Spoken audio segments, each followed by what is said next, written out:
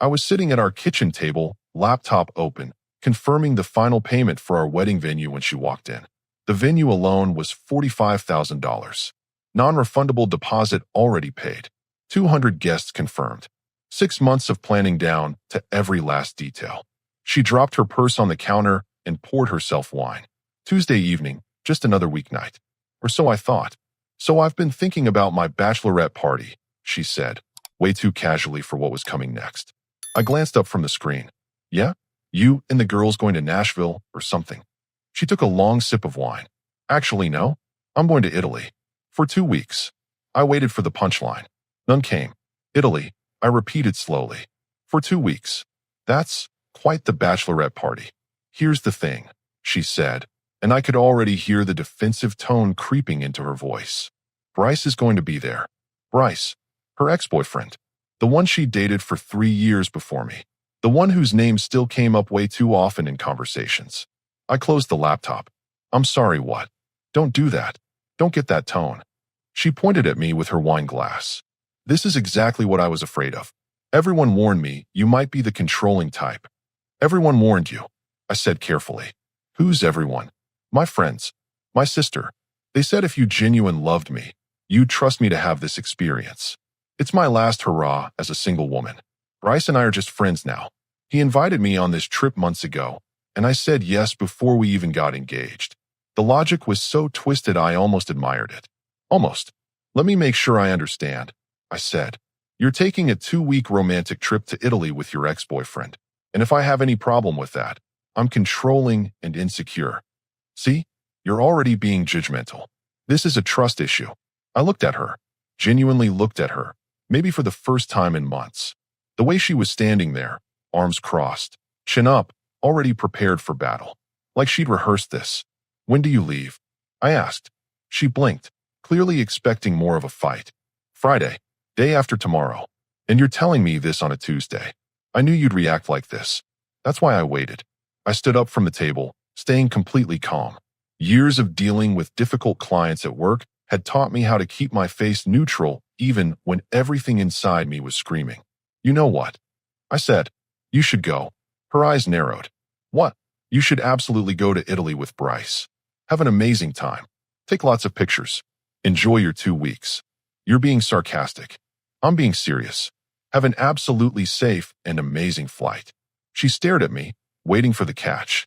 There wasn't one. Not one she could see anyway. So you're okay with this? She asked suspiciously. I want you to do exactly what you think is right, I said.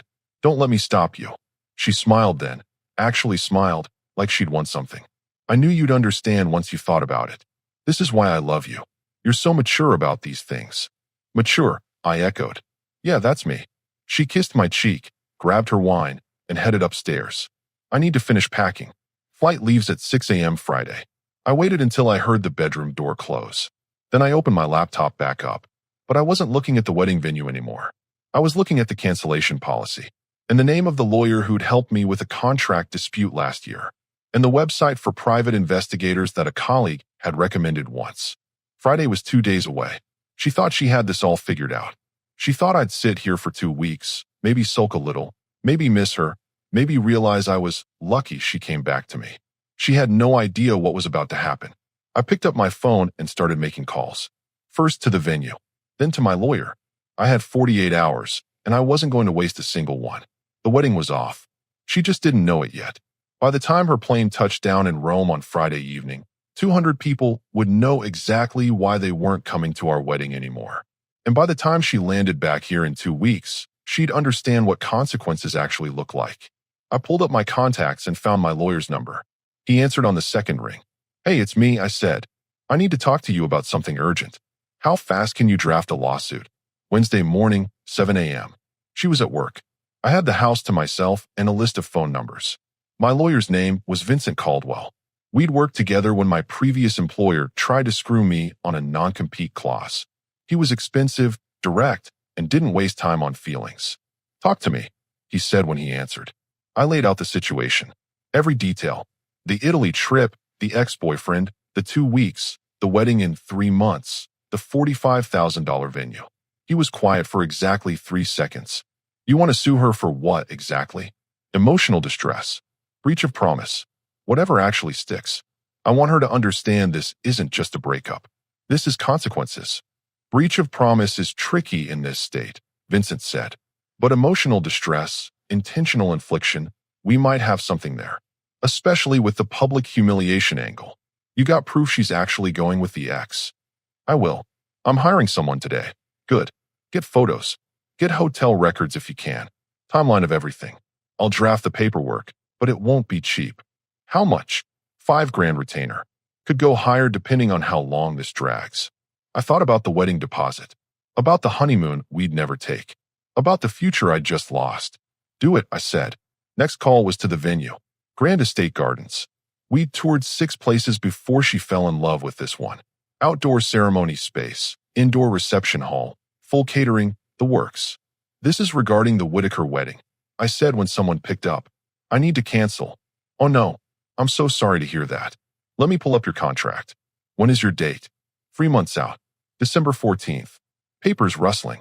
Okay, so per the contract, you've paid the $20,000 deposit.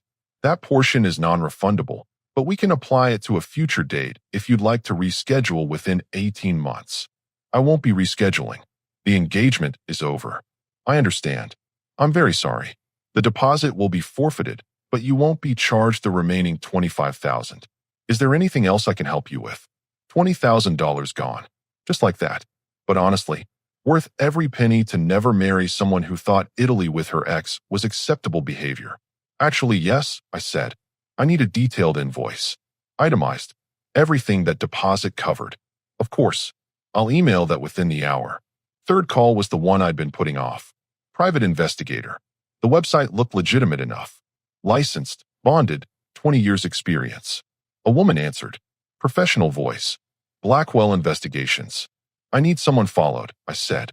International travel. Italy. 2 weeks. That's going to be expensive. International surveillance runs about $800 per day, plus travel expenses. You're looking at minimum $15,000 for 2 weeks. I did the math in my head. The wedding deposit was already gone. My savings had about $30,000 in it. This would drain half. Can you start Friday? Give me the details. I sent her everything. Flight information, hotel name in Rome that I'd found in her email, Bryce's full name, physical descriptions of both of them. I'll have someone on the ground in Rome by Friday evening, she said.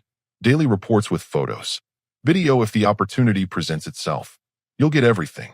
Perfect. By noon Wednesday, I had the legal team in motion, the venue canceled, and surveillance arranged. Now came the hard part. 200 guests. 200 individual emails explaining why they shouldn't bother showing up in December. I opened a blank document and started typing. Dear friends and family, I'm writing to inform you that the wedding scheduled for December 14th has been canceled. This morning, my fiancée informed me that she's spending 2 weeks in Italy with her ex-boyfriend as her bachelorette party. She leaves Friday. I will not be participating in a marriage with someone who thinks this is acceptable behavior. The venue has been canceled. Please make no further plans to attend. I apologize for any inconvenience. Short, honest, no drama, just facts. I spent 3 hours personalizing each email with names, sending them in small batches to avoid spam filters. My parents got a phone call instead. She's doing what? My mother asked. Exactly what it sounds like. And you're just letting her go? I'm letting her go permanently, Mom. The wedding's off. Good, she said immediately. I never liked her anyway. She always looked at you like you were lucky to have her, not the other way around. My dad got on the line. You need anything, son? I'm good, Dad. I'm handling it.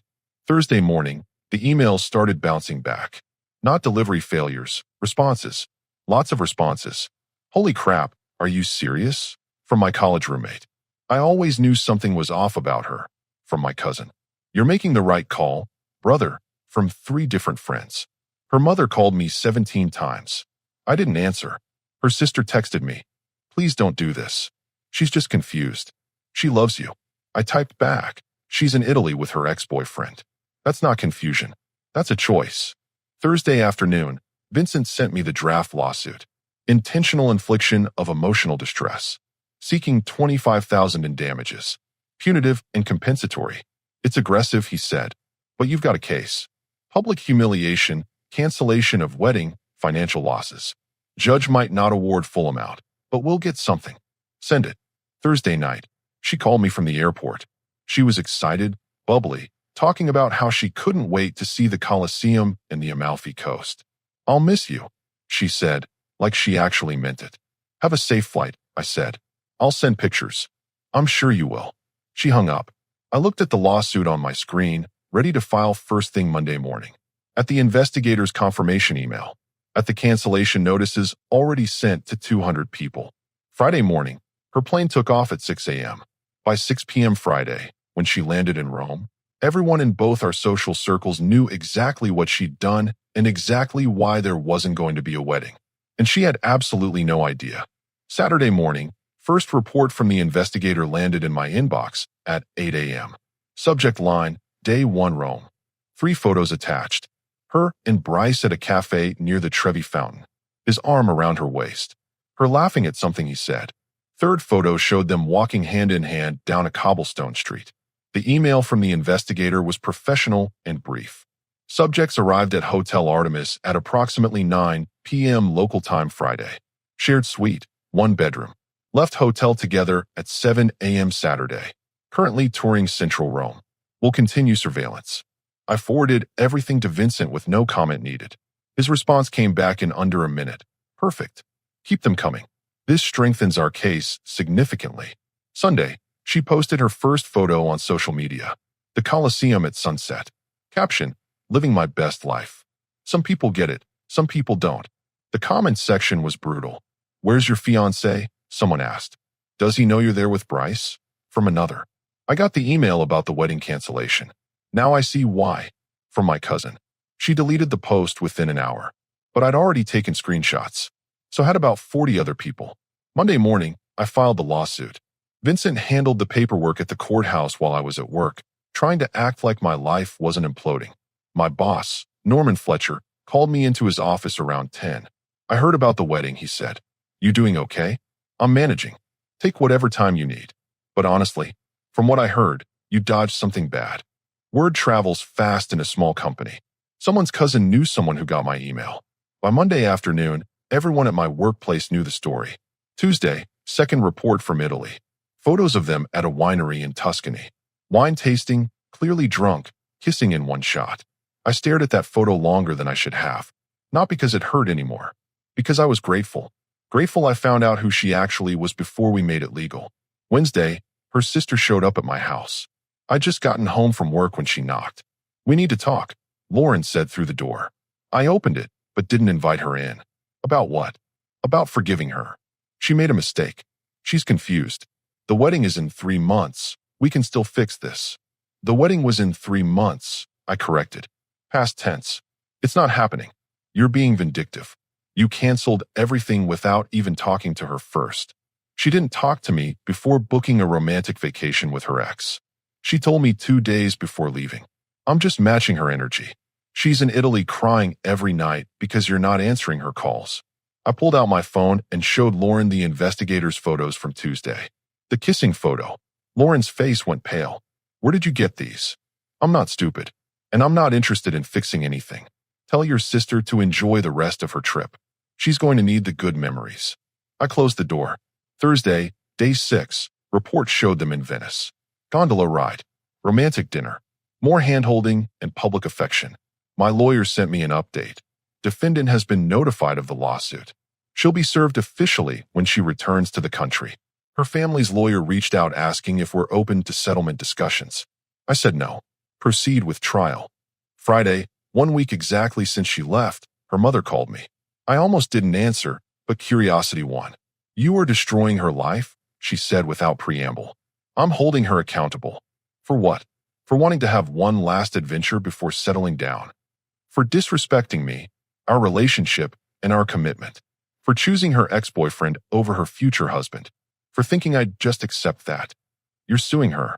You're actually suing her. Yes. That's cruel. What's cruel is telling your fiancé you're spending 2 weeks in Italy with your ex and calling him controlling if he objects. But we clearly have different definitions. She hung up on me.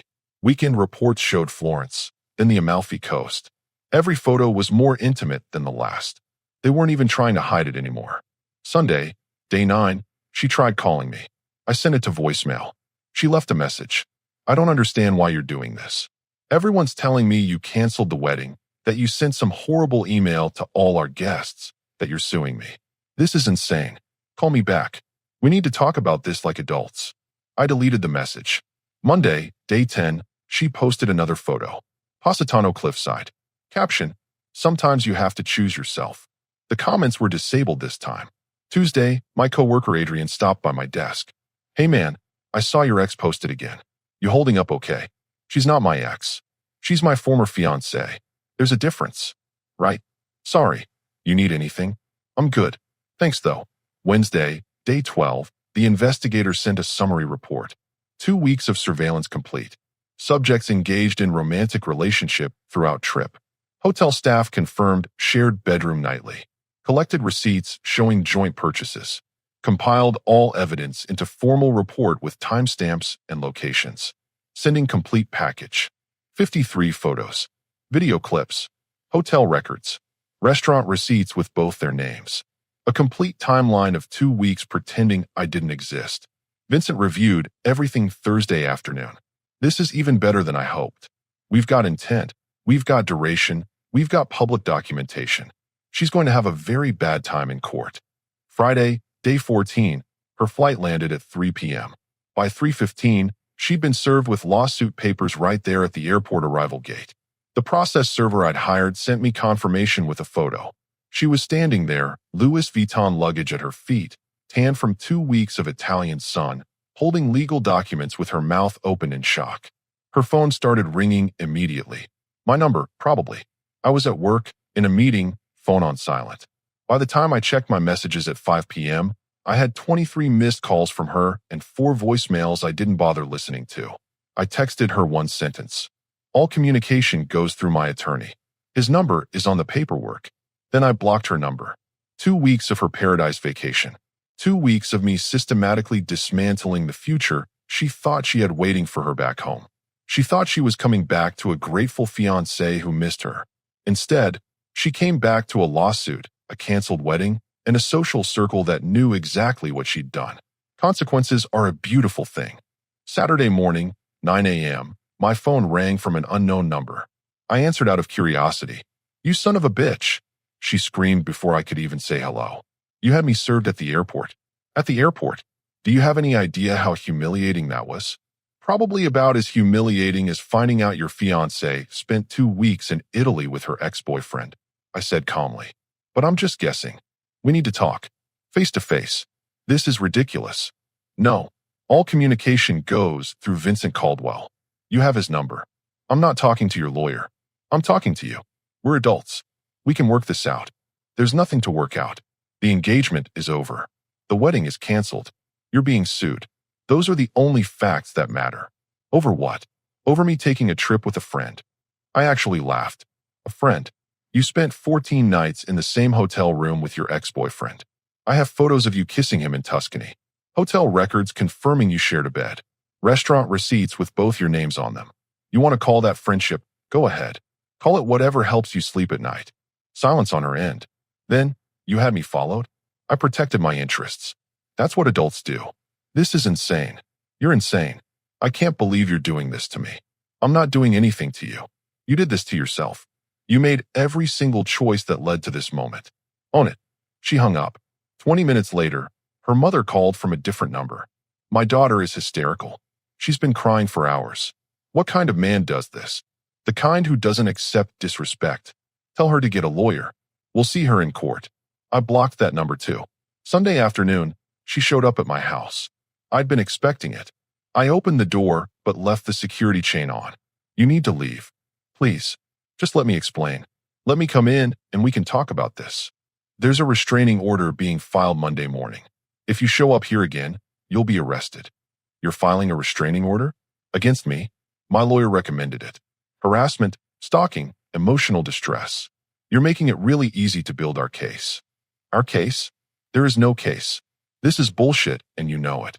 I held up my phone, recording. You're trespassing. I've asked you to leave. This conversation is being documented. Go away. Her face crumbled. Genuine tears this time, not manipulation. I love you. I made a mistake. Please don't do this. You don't love me. You love the idea of the wedding, the dress, the venue, the attention. But you don't love me. If you did, you wouldn't have spent 2 weeks with another man. It wasn't like that. Then what was it like? Explain the kissing photos. Explain sharing a bed for 14 nights. I'm genuinely curious how you're going to spin this. She stared at me. No answer came. That's what I thought. Goodbye. I closed the door. Monday morning, Vincent called me at work. Her lawyer reached out again. They want to settle. She'll return the ring, drop any claims, sign a mutual non-disclosure if we drop the lawsuit. What's the ring worth? According to your receipt, $8,500. Not enough. The venue deposit alone was $20,000. The investigator cost $15,000. Your fees are running about $5,000 so far. She doesn't get to buy her way out of this for $8,000. What do you want? I want $25,000 total. Ring plus $17,000 cash. And a written admission of what she did. No NDA. She doesn't get to hide this. They're not going to agree to that. Then we go to trial. I've got time, evidence, and nothing to lose. She's the one with a reputation problem. Vincent was quiet for a second. You know what? I like it. Let me present the counteroffer. Tuesday, her workplace became a problem for her. My buddy Ethan worked at the same company, different department. He texted me. Dude, everyone here knows. Someone forwarded the investigator photos. HR called her in this morning. Rumor is they're considering termination for conduct unbecoming. I didn't respond, but I wasn't exactly sad about it either. Wednesday, her lawyer sent a revised offer. Ring plus $10,000 cash, no admission of guilt, standard NDA. Vincent forwarded it to me with a note. They're scared. Push harder. I replied, 25 or trial. Final offer. Thursday morning, I got an email from one of the wedding guests. Older couple, friends of my parents. We just wanted you to know we're proud of how you handled this situation. Standing up for yourself isn't easy. Don't let anyone make you feel bad for having standards. I saved that email. Thursday afternoon, her sister Lauren showed up at my workplace.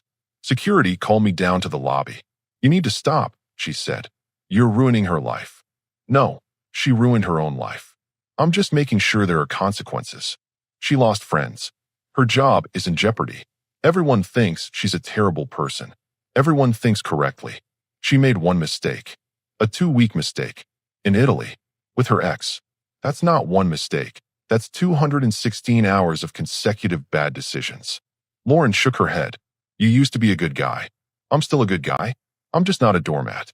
There's a difference. She left. Friday afternoon, exactly 1 week since she landed back in the country, Vincent called with news. They accepted. $25,000 total. Ring plus $17,000 cash. Payment plan over 6 months. No NDA. Written statement admitting to the affair and the trip. She signs, we're done. When? Monday. Her lawyer wants this over with before it gets to discovery phase. She definitely doesn't want those photos entered into public record. I leaned back in my office chair. Tell them we have a deal. You won, Vincent said. Not many people win these. I didn't win. I just refused to lose. Monday morning, we met at Vincent's office. She looked terrible. No makeup, hair pulled back, eyes red from crying. We sat across the conference table. Her lawyer next to her, Vincent next to me. The terms are clear, Vincent said. $25,000 total. $8,500 value of ring returned today. $17,200 cash, paid in 6 monthly installments of $2,867. Written admission of affair. No non-disclosure agreement. Both parties release all claims. Her lawyer slid the paperwork across. She signed without looking at me once. When she slid the ring across the table, her hand was shaking. I took it, dropped it in my pocket, and stood up. We're done here. She finally looked at me. I'm sorry. I know that doesn't mean anything now, but I am. You're sorry you got caught. There's a difference. I walked out. Outside, the sun was shining. First genuinely warm day we'd had in weeks. I got in my car, drove home, and for the first time in a month, I actually felt like I could breathe again. The settlement was signed, but the fallout was just beginning for her. 2 weeks after the paperwork cleared, Ethan texted me. She got fired. Official reason was violation of company ethics policy. Unofficial reason is nobody wanted to work with her anymore. I didn't celebrate, just acknowledged it and moved on. Her social media went dark completely. No posts, no comments, Nothing. Mutual friends told me she deleted everything after someone kept reposting the Italy photos with captions like, "Remember when you chose a vacation with your ex over your wedding?" The monthly payments started coming through.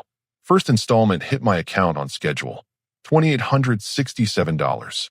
I put it straight into savings. Her mother stopped trying to contact me after the third payment. I think she finally realized I wasn't budging. Month 4, I ran into her at Target. Pure accident. She saw me first, turned around, and walked the other direction. Didn't even try to talk. Good. She was learning. Month 5, I heard through the network that she'd moved back in with her parents. Lost her place when she couldn't make rent after losing her job. Her ex-boyfriend Bryce apparently stopped returning her calls about a week after they got back from Italy. Turns out he just wanted a free vacation and some attention. Who could have seen that coming? Final payment cleared month 6. $25,000 total, every penny accounted for. Vincent sent me a formal letter confirming the settlement was complete. All obligations fulfilled, case closed. I took that letter, put it in a folder labeled Lessons Learned, and filed it away. 3 months after that, I was having coffee with my buddy Adrian when he brought her up. "You ever regret how hard you went?" he asked. Not even once. She made a choice. I made mine. The difference is I can sleep at night. Fair enough. You seeing anyone new? Not yet. Taking time to figure out what I actually want. Turns out I had no idea before. He nodded. You seem different. Better. I am better. Turns out self-respect is pretty valuable. Last month, almost a year after everything imploded, I got a message request on social media. From her. "I know you probably won't read this, but I need to say it anyway. You were right. About everything. I was selfish and stupid, and I threw away the best thing I ever had. I don't expect forgiveness. I just wanted you to know that I understand now what I lost. I hope you're happy. You deserve it." I read it twice. Then I deleted it without responding. Some people think that makes me cold. Maybe it does. But I learned something important through all of this. Forgiveness doesn't require reconciliation. I can acknowledge she's sorry and still want absolutely nothing to do with her. I don't wish her harm. I don't think about her much at all anymore. But I also don't owe her closure, or peace, or validation. She made her choices. I made mine. And I'm completely fine with how it all turned out. 18 months after everything fell apart, I was genuinely okay. Not pretending, not just getting by. Actually okay. I'd learned to cook properly. Picked up photography as a hobby. Started hitting the gym 4 times a week not because I was angry, but because I enjoyed it. Work was going well. Got promoted to senior account manager. The raise helped rebuild what I'd spent on lawyers and investigators. My buddy Adrian set me up on a blind date last weekend. Her name was Claire. Teacher, sharp sense of humor, no ex-boyfriend drama. We had dinner, talked for 3 hours, and I actually enjoyed myself. No pressure, no rushing, just seeing where things go. Yesterday, I got a text from an old college friend named Russell. He'd been engaged, about to get married, when his fiancée started acting distant. Spending lots of time with a friend from work. "I remembered what happened with you," he wrote. "I asked myself what you would do. So I hired an investigator. Found out she's been cheating for months. Called off the wedding this morning. It hurt like hell, but I know it's the right move. Thanks for showing me it's possible to walk away with dignity." I stared at that message for a long time. Then I wrote back, "Proud of you. It gets better. Trust me, because it does get better. Not immediately, not easily, but it happens." I sold the engagement ring to a jeweler 6 months ago. Got $5,200 for it. Put that money toward a weekend trip to Colorado. Went hiking, saw mountains, cleared my head. Somewhere up there, breathing thin air at 10,000 feet, I realized something important. She didn't break me. She revealed herself. And I had the strength to walk away. That's not a loss. That's a win. Last week, I drove past the venue where we were supposed to get married. Grand Estate Gardens. They had a wedding going on. Bride and groom outside taking photos, everyone smiling. I didn't feel sad. Didn't feel angry. Just felt grateful I wasn't in a marriage with someone who thought Italy with her ex was acceptable. Some people called me harsh. Said I went too far with the lawsuit, the cancellations, the public exposure. Those people don't understand something fundamental. Kindness without boundaries isn't kindness. It's just weakness wrapped in good intentions. I set boundaries. I enforced consequences. I protected myself. And I'd do it all again without hesitation. Tonight, I'm meeting Claire for coffee. Second date. No expectations, No pressure. Just two people getting to know each other. And for the first time in years, I'm excited about what comes next. Not because I need someone to complete me, but because I'm finally whole on my own. And that makes all the difference.